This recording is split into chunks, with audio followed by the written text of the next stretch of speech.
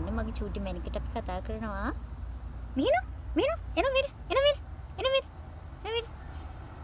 නැත්තම් අපි කතා කරනවා ඉන්න සුදු මැනික.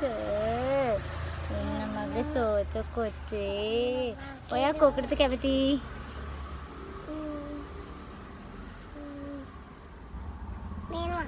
මෙහෙන කියන්නේ? කොහමද අපි කතා කරන්නේ? එන්න සුදු මැනික. රංගපල වෙන්නන්න. කො? එන්න මගේ සුදු මැනික. කියන්නේද?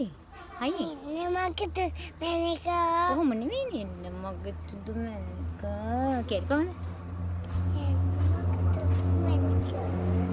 එන්න මගේ රෝස කොටේ. එන්න මගේ පැටියෝ.